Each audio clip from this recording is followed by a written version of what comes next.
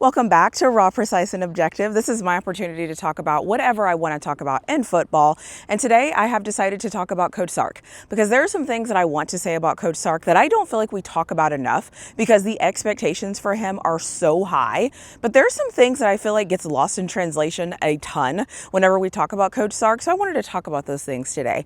The other thing I will mention here, there's going to be two parts of this. The first part of this video is going to be what I think about the statistic of his as far as winning games against certain coaches and my thoughts on that. And then the other thing I want to talk about is the elephant in the room as far as his coaching and what I think about different things and different decisions that he's making, because let's be honest, that is a part of this conversation. Take them or leave them, but this is just kind of where I'm at. So many times I hear about how many losses Coach Sark has to Ryan Day, to Kirby Smart, and to Kalen DeBoer, because now he's at Alabama, and now a lot of things that happen now, we want to include him in this loop. A lot of times the conversation with Sark is really focused on the teams that he loses to, not necessarily the overall job that he has done at Texas, and I think that is a mistake. I do not think that Coach Sark's record against three coaches defines how good of a coach he is at Texas. I also think that there's level to coaching. I think that there are elite level coaches. I think Ryan Day is elite, and I think Kirby Smart is an elite coach. And so if you're telling me that my coach that I don't deem elite is not beating elite coaches, I would say that kind of sounds about right.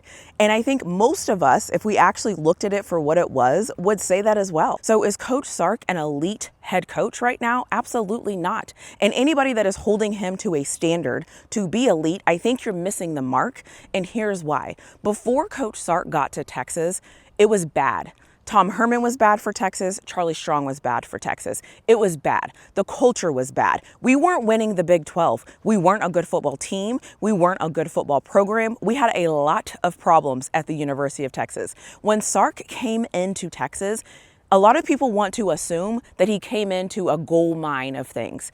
In a lot of ways he did, because it's the University of Texas. So we've never struggled for resources, and it's in Austin. Like, you can't beat that city.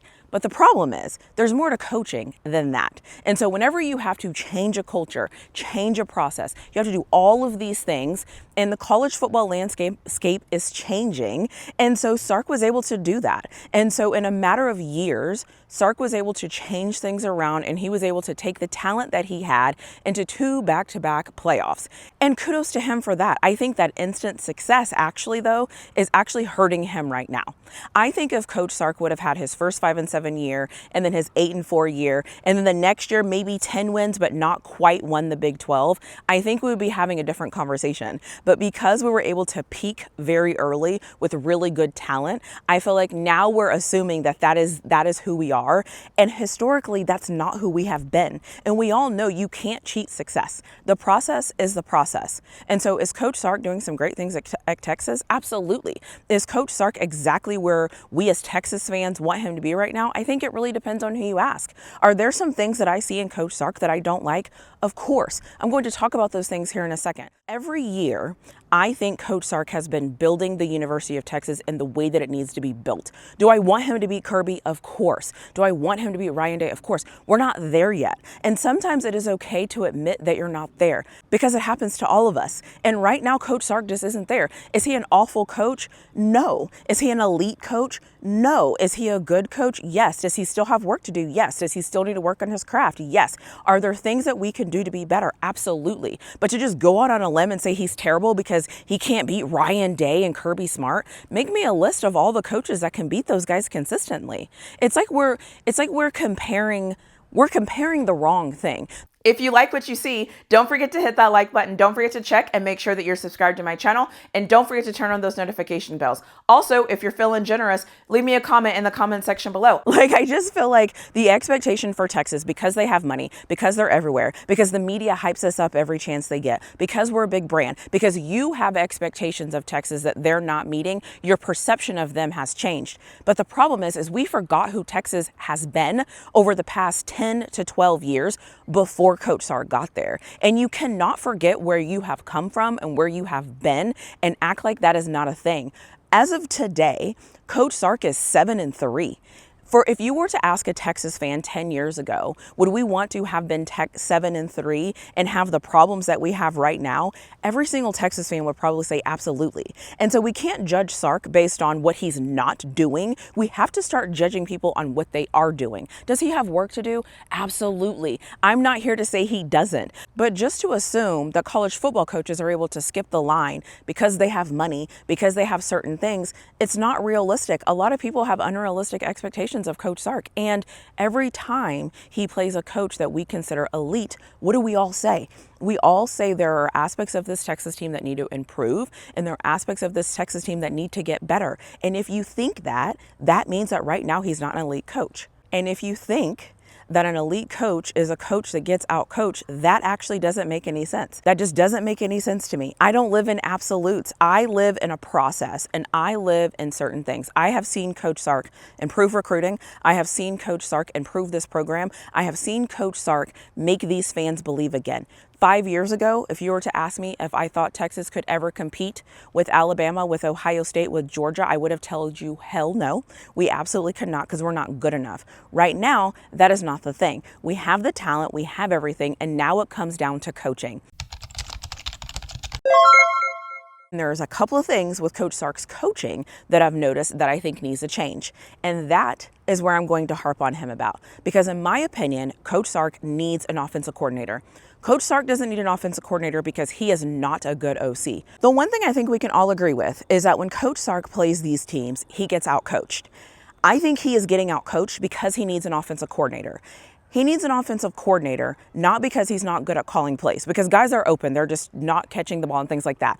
But being at that Georgia game, I got to see Coach Sark's disconnect from the offense when they're not on the field. I got to see him not talk to his team as much when they're on the sideline. I got to see him not really engage with the offense like I think an OC would be able to engage with the offense. And I think that's hurting Texas.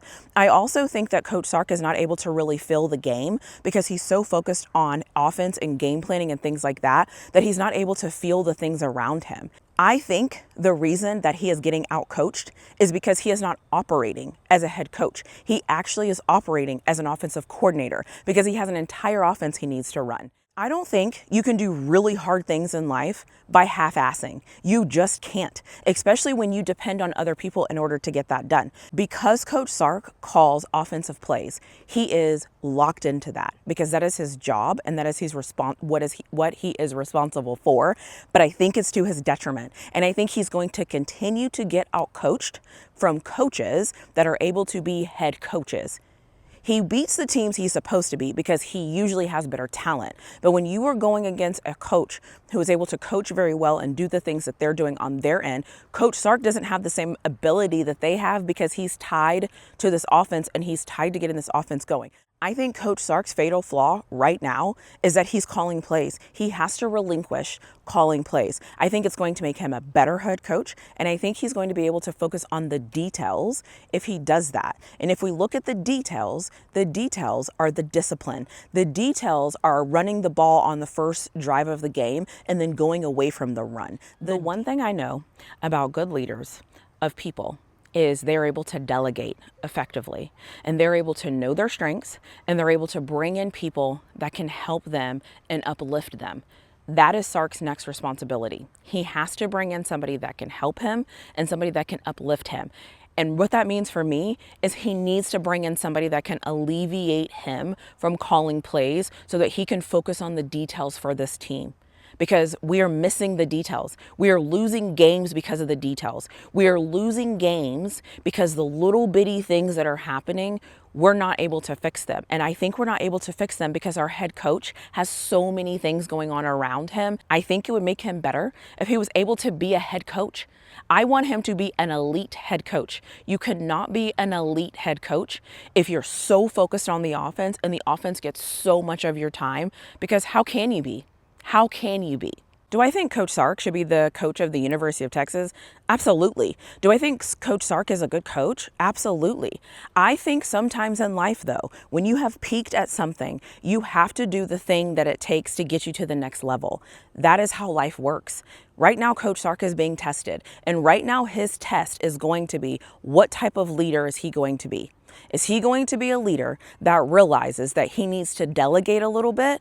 Or is he going to be a leader that just continues to pound the same way he's always known? He has to get help in there. He has to allow somebody to come in and take over this offense so that he can look at this whole team holistically and really dial in. And I just think that there's things that could happen that would work better if Coach Sark had an offensive coordinator. And I think Coach Sark would get re-energized and reinvigorated and all of those things if he got an offensive caller. If he got an offensive play caller, it would actually make his life easier. I don't know if he's going to do it, but we're going to see what type of leader Coach Sark is here soon, because he has some tough decisions to make. And I hope that he evolves, because we have everything. We have the talent. We have all of the things. We are lacking in physicality, details, penalties, discipline, not running the football. Those are all things your head coach can fix if your head coach is able to focus on the entire team. It's just not good enough, because we want the standard to be championships. Right now, the standard is just not losing to bad teams. We want the standard to be beating good teams. We're not there yet, but we're working. Let me know what you think in the comment section below, and I'll see you in my next video.